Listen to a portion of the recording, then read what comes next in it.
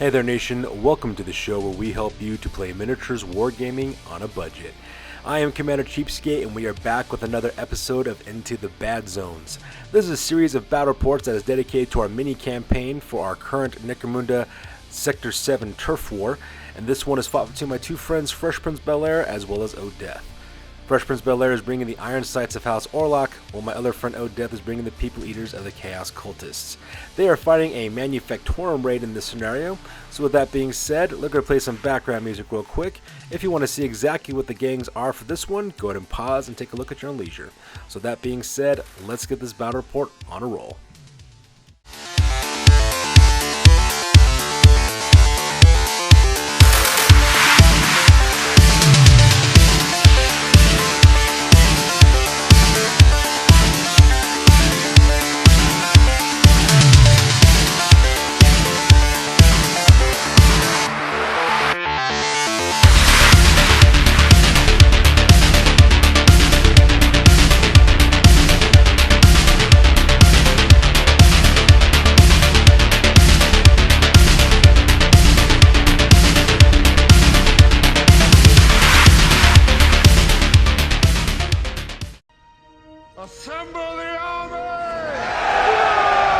Alright, so let's go and talk about the scenario rules for this one. This one's called the Manufactorum Raid. The crews in this one, the attacker gets his full roster, while the defender starts off with D3 plus 5 fighters in this case. I believe my friend Odeth is going to be the defender on this one, and my other friend Fresh Prince Belair is going to be the attacker.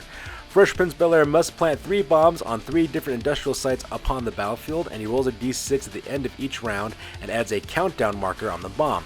On a roll of 7 up, when you roll the 6 plus D6, whatever happens to be the countdown on the bomb, on a 7 up it destroys itself, and because of that it blows up the industrial site that you're trying to take care of on the battlefield.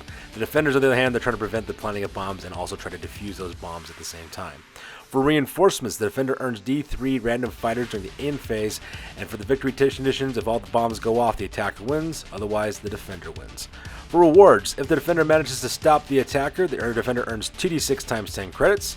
For experience, every gang member gets +1 experience for participating in the battle report, plus any fighter that successfully plants a bomb also earns an additional experience point as well. And for those fighters who manage to defend the bomb, disarm a bomb, they earn D3 experience points. For reputation, if all bombs go off, then the attacker earns D3 reputation. However, if none of the bombs go off, then the defender earns D6 reputation. And if 1 or 2 bombs manage to go off, the defender earns only D3 reputation as well. And if either gang bottles out, as always, they lose 1 point of reputation. So with the scenario rules over, let's go and take an overhead shot of the battlefield and take a look at the battle plan on this one. Alright, so here's an overhead shot of the entirety of the battlefield. As you can see, my friends are playing on a Zone Mortalis tabletop for the battlefield. The tiles are actually 4 tiles wide as well as 3 tiles deep. My friend Fresh Prince Belair is deployed on the near side of the table with his iron sights, while my other friend Odeth is deployed with his People Eaters on the far side of the table as well. And as you can see here, there are actually 3 different industrial sites that the Orlocks are trying to destroy. In the top left hand corner there we have a furnace, which is a slag pit that they need to blow up as well. On the far right hand corner there's a disposal unit there, like a giant trash grinder, that they'll also need to blow up. And if you look in the middle of the battlefield, there's a little Promethean tank right there with some oil slick right next to it. That is the 3rd site that we'll need to blow up as well. And those are also the same objectives that my friend Odeth will have to defend with his Chaos Cultists. So with the objectives and the battle plan over with, let's go and talk about the deployment real quick for this one. So starting off with the iron sights over here in the far left hand side of the battlefield, we have No Face, who's a brand new ganger who's armed with mesh armor, a flamer, and a stun gun with dum-dum bullets. And right behind him is Torg, who's another ganger who's armed with mesh armor, a lasgun, and demo charges with a bolt pistol. He's also got the specialist ability as well. And that makes the left hand flank for Fresh Prince Belair's iron sights. And the center of his deployment right next to that blackout zone on the left-hand side, that is Johnny the Boy, who's a juvie, who's armed with mesh armor, auto pistol, maul, as well as frag grenades. In the middle is Clunk, who's another juvie, who's got a mesh armor, maul, stub gun with dum-dum rounds. On the right-hand side, that is Diabando, another juvie, who's got mesh armor, a maul, stub gun, as well as dum-dum bullets. And right behind them is the gang's leader, that is the Toe Cutter. He's got mesh armor, a bolt gun, a maul, commanding presence, as well as a hobbling injury. And right next to them on the far right-hand side is another 3-man fire team. On the far right hand side, that is Kundalini. That is a gang who's armed with mesh armor, a grenade launcher with frag, as well as crack grenades, and a maul. Next to him on the right hand side, that is Starbuck, another ganger armed with mesh armor. He's also packing an autogun, frag grenades, as well as a maul as well. And behind him is Bubba Zanetti, another ganger who's armed with mesh armor, an autogun with drop rig. He's also got a telescopic sight as well as the specialist ability. And that pretty much makes up the deployment here in the center for the iron sights. And finally, on the far right-hand side of the battlefield is Fresh Prince Bel-Air's champion. That is a Knight Rider. He is a champion who's armed with mesh armor, heavy stubber, auto pistol with drop rig. He's also got the connected skill, and he's also suffers hand injury. And right next to him on the right-hand side, that is Mudguts, who's a ganger armed with a shotgun with solid and scatter shot. He's got a maul and a respirator, and he's also got mesh armor. And that pretty much makes up the deployment for the iron sights on this battle report. Meanwhile, on the far side of the battlefield, on the left-hand side, is Death's deployment. Up in the front, that is the Nameless. That is a Chaos Spawn. He's got the Warp Monstrosity, Mindless Beast, and Out of Control special rules. Behind him on the left-hand side, that is Bloodraiser, a Cult Witch who's armed with flak armor, a two-handed axe, auto pistol, as well as witch abilities. He's also got the Inherent Insanity, as well as a Dark Shield, psychic power. And to the right-hand side, that is Nerf number 1, a Chaos Familiar. He's an exotic beast that's owned by a Bloodraiser. He's got the Omen of Fortune, Precognition, Psychic Manifestation, as well as the Clamber skill as well. And that makes up my friend Odeth's far left-hand deployment. In the center of Odeth's deployment area, right next to that Chaos Rune Mark, is where the majority of his gang is. In the back, that is King Slanger, his cult demagogue. This is also the leader. He's got mesh armor, a cult icon, shotgun with solid and scatter shot. He's also got a sword and auto pistol. He's also got the Devotion, Inherent Insanity, as well as Commanding Presence ability as well. On the far left-hand side, that is Nerf number 2. That is a Orlocks Cultists who's got flak armor, a grenade launcher with frag and crack grenades, as well as a maul. Next on the right-hand side, that is Nerf Herder, who's another Chaos Cultist. He's got flak armor, auto pistol, as well as a maul as well. And if I remember correctly, the Nerf Herder is also toughness 4, if I remember correctly. Right next to him on the right-hand side, that is Hoodie, another Orlocks Cultist who's got flak armor, autogun as auto pistol. And next to him is the Oculoid, who's equipped exactly the same way. And that makes up the center deployment for the People Eaters on this one. And deploy on the very far right-hand side of the battlefield, in the middle row of text tiles for our Zone Mortalis battlefield is Snarl. That is the cult disciple who's armed with flak armor, heavy stubber, auto pistol, and drop rig. He's got the Inherent Insanity as well as the Infiltrate special rule. And he uses Infiltrate special rule in order to go over to the right-hand side to defend the right-hand flank. And finally, on the far left-hand side is the remainder of the gang. For the People Eaters, they're deployed off to the side because they will come in as reinforcements during the end phase. On the left-hand side, that is Gazer. Gazer is a Orlocks Cultist armed with flak armor, auto pistol, and maul. In the center, that's Binbag, who's another Orlocks Cultist who's armed with flak armor, autogun, and an auto pistol. And the far right-hand side, that is Sockethead, another Chaos Cultist who has flak armor, auto pistol, and maul, and he's also equipped with frag grenades. So with the deployment phase over with, we go directly to the top of turn number 1, and my two friends, Fresh Prince Bel-Air and Odeth, roll off for initiative to see who will go first. Alright, so going first for turn number 1 is the Orlocks, so because of that we go directly to the action phase. And in the action phase, my friend Fresh Prince Bel-Air taps the Knight Rider, who also then activates Mudguts as well. Mudguts moves up his normal movement allowance of 5 to the right-hand side of the corridor and opens fire with his shotgun, going with a solid slug shot, but unfortunately though he missed his shot, so because of that, not much happens there. At the same time, my friend Fresh Prince Bel-Air also activates the Knight Rider and has him move up a double movement over to the left-hand side, so that way he's kind of protected with Mudguts blocking the way.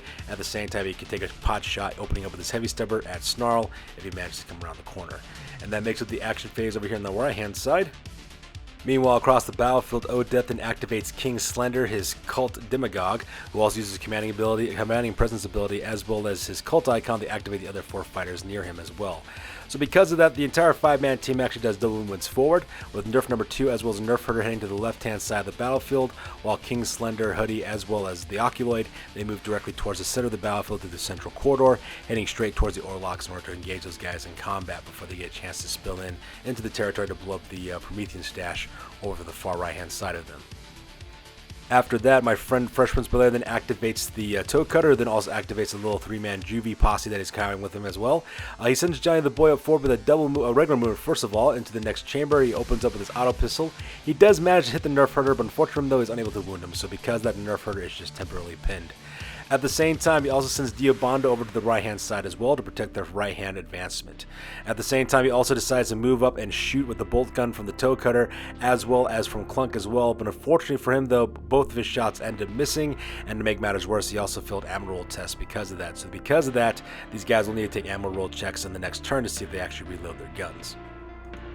Meanwhile, on the far right-hand side of the battlefield, Snarl is inactivated, opens up with his heavy stubber. Not only does he manage to hit and wound Mudguts, but he also puts a serious injury on him, so because of that, Mudguts does go flying down, face down to the ground, bleeding out. Unfortunately for my friend Fresh Prince Bel-Air, he does have to take a panic check to see if he breaks or not for the Knight Rider, and he rolls 2d6, and unfortunately he breaks his cool, so because of that, he ends up running like 8 inches away around the corner of the wall, so that way he doesn't get shot at, and he's considered broken at this point. So things are not looking very good for my friend Fresh Prince Bel-Air at this point. Meanwhile, on the far left-hand side of the battlefield, Fresh Prince Bel-Air then activates No Face as well as Torque. This photo is after several activations for the most part. Both these guys actually end up moving double movement over to the left-hand side, moving as quick as they possibly can up the left-hand flank in order to engage the other two industrial sites on the top of the map. Meanwhile, in the center of the battlefield as well, my friend Odeth decides to activate the Blood Razor, his Cult Witch, who then also activates Nerf number 1 as well as a Nameless. And all those characters actually spend double movements moving forward as quick as they possibly can. I believe the Nameless actually travels up, I think it's 11 inches, while the Witch as well as his Nerf number 1, they actually move up 10 inches by themselves. So they're right behind this Chaos Spawn, heading straight towards the Orlocks and planning on engaging those guys in close combat. Alright, so the rest of the turn is pretty much dedicated to the Orlocks at this point. Fresh Prince Bel-Air activates Bubba Zanetti as well as Starbuck. He has those guys move up twice for the movement allowance for double the movement over to the left as well as the right-hand side. He then activates Kundalini last, moving up his normal 5 inches and then firing with his crack grenade from his grenade launcher, frag grenade rather, from his grenade launcher directly into King Slender as well as Hoodie as well as the Oculoid. To make matters worse, his shot lands directly right in the middle of the 3-man group, right behind Hoodie, so because of that, all 3 guys get hit with the blast template from the frag grenade. But luckily for the Chaos Cultists, the only thing that happening was getting a flesh wound onto the Oculoid, while both King Slender as well as Hoodie are just merely pinned at this point. So with that shooting phase over with, we go directly to the end phase. And in the end phase, my friend Fresh Prince Bel-Air rolls an injury die for Mudguts. Unfortunately for him, though, he rolled a serious injury result still, so because of that, Mudguts is still laying on the ground, bleeding out and not really going anywhere. But as a silver lining, the Knight Rider does manage to pass his cool check to regain his composure, so because of that, he also successfully rallies from being broken and earns himself a nice little experience point at the same time. And with that, we finally finish up the end phase with my friend Odeth, who rolls a D6 in order to figure out how many reinforcements he gets. He rolls a 5, so because he gets 3 fighters left, so because of that, Gazer, Sockhead, as well as Binbag all appear in the top left-hand corner of the battlefield.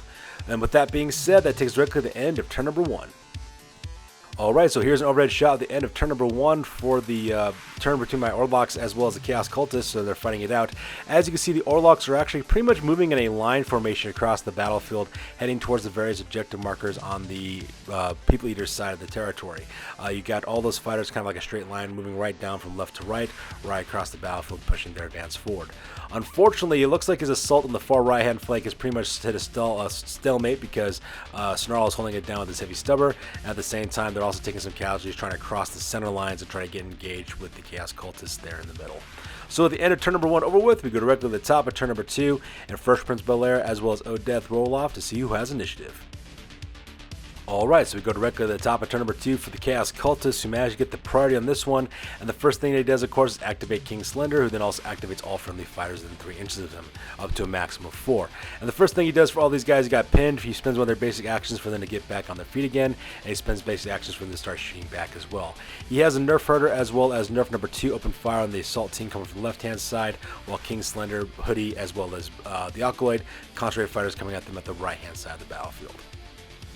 Luckily for my friend Odeth, he does open fire with the Hoodie directly into Kundalini. He does manage to hit him twice, but unfortunately for him, he was unable to wound him.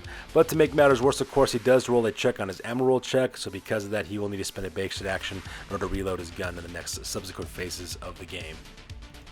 And over here on the right-hand side, the Nerf Hunter managed to put a flesh wound as well as pin Johnny the Boy there on the left-hand side. And then Nerf number 2 follows it with a firing from his grenade launcher, opening with a crack grenade directly into the toe cutter.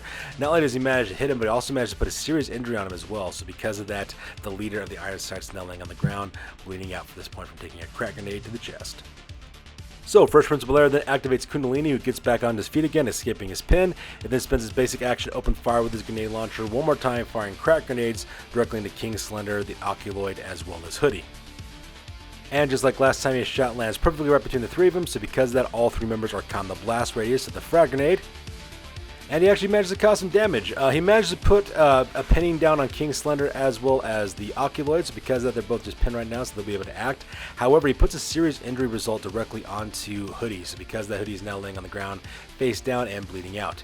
Because he was within 3 inches of the Nerf Herder and Nerf number 2, those two fighters had to take Nerf checks, but unfortunately for my buddy O'Death, the Nerf Herder failed his cool check and ran back, I think, 4 inches away from where he was, seeing cover as well, and right now he is also broken as time goes on. Meanwhile, my friend O'Death decides to activate his Cult Witch Bloodraiser, who then also activates the Nameless One. The Nameless One charges forward directly into Giant of the Boys, because they both get engaged in close combat. Unfortunately for O'Death, though, he did flub his dice with rolling the attacks from the Nameless, so because of that, he doesn't actually cause any injuries whatsoever. If I remember correctly, I don't think he managed to hit him at all, actually, if I'm being completely honest. So because the two fighters just kind of locked in combat right now, just kind of facing each other, because neither one has managed to land a blow. At the same time, Bloodraiser as well as Nerf number 1 moving right behind, using one basic action to move forward, the normal 5 inches movement, so that way they can support the Nameless One. And at the same time, Bloodraiser decides to use his other basic action to activate Dark Shield, in which case everything within 3 inches of the Witch now has +1 to their save. And that pretty much makes it the activation here in the center of the battlefield for the Chaos Cultists. Meanwhile, on the far right-hand side of the battlefield, my friend Freshman's then activates Kundalini, who spins a normal movement, moving up 5 inches to get right next to Mudguts, so that way he can support him as well as protect him from being charged at by Snarl. He also uses his second basic action to open up with his auto gun, but unfortunately for him, though, he was unable to secure a hit against Snarl on the far right-hand corner. In response to this, my friend O'Death then activates Snarl and has to open up with his heavy stubber, but unfortunately for him, though, he missed his shot, so nothing much really happened from there, and his action is pretty much wasted for this turn. However, my friend First Prince Belair decides to take the gamble and decides to charge in, Bubba Zanetti directly into the Hoodie. Unfortunately for, into the Oculoid. Unfortunately for my friend O'Death, though, the Oculoid does suffer a grievous injury, so because of that, he will go out of action, and he also has to spend another turn for recovery, so he'll miss on his next battle report.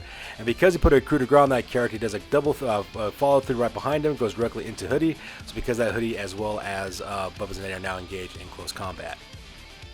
Meanwhile, over here on the far right-hand side, Diabano does charge directly into the Nameless One. He does try to fight back against the Nameless One, managed to put a flesh wound against him, which is actually pretty good considering. Meanwhile, on the far left-hand side of the battlefield, my friend O'Death decides to use his Slanlesh's Favor, which actually where he says once per round you can activate 2 different fighters and ready them and actually activate them one at the other, as if they were like, part of a champion or something like that. So he does move up both Gazer as well as Sockhead, doing double movements around the corner so that way they can protect the Slag Furnace away from the unculting Orlocks.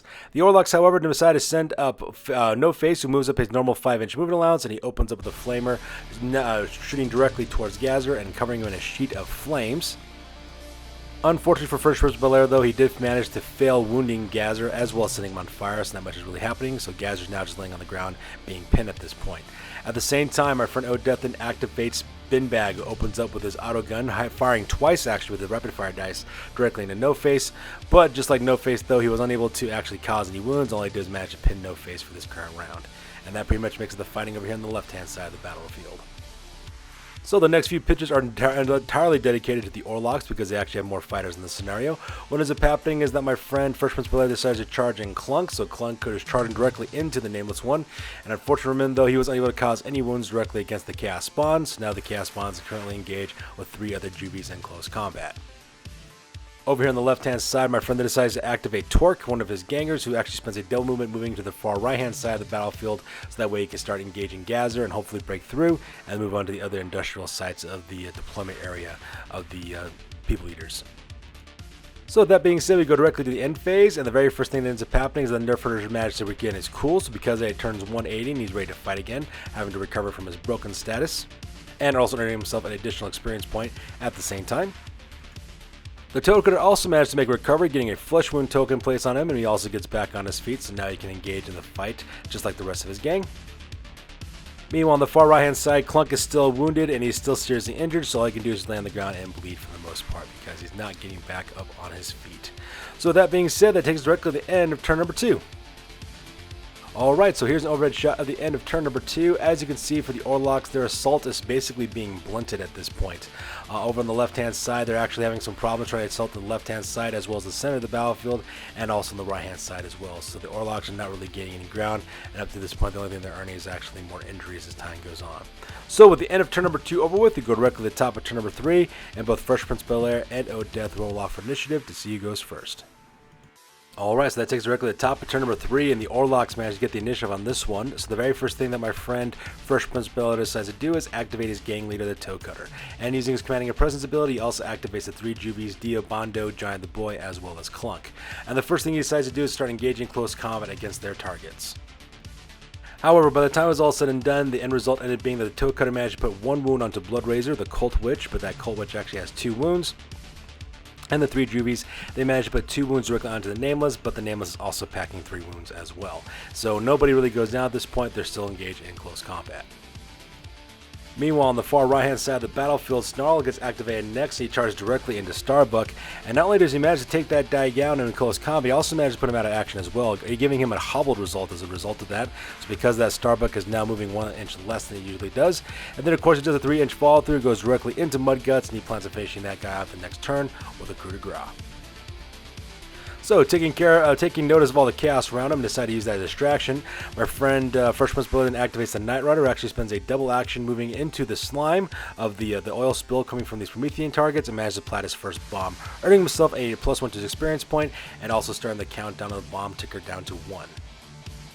However, the Night Rider's victory is short-lived. What ends up happening is that Odeth decides to activate the Nerf. Number 2 moves over to the right-hand side as normal moon allowance and opens fire with a crack grenade from his grenade launcher directly into the chest of the Night Rider. Managed to put 3 flesh wounds on the guy because of the knockback trait from the weapon. It was straighter than the strength of the Night Rider. So because it automatically goes out of action, the only good news though is that the Night Rider suffers an out cold result, so he'll make a full recovery by the time the battle report finally ends.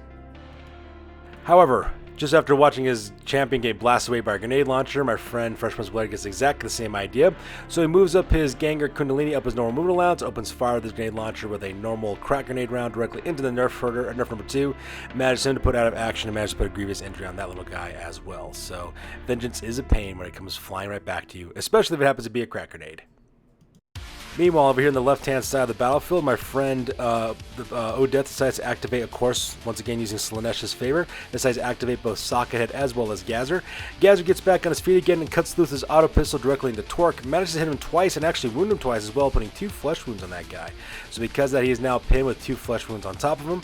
At the same time, Sockhead charged directly into No Face. Unfortunately for my friend Odeth, though, he was not able to cause any damage to this close combat attack, so because of that, No Face as well as Sockhead are still engaged in close combat.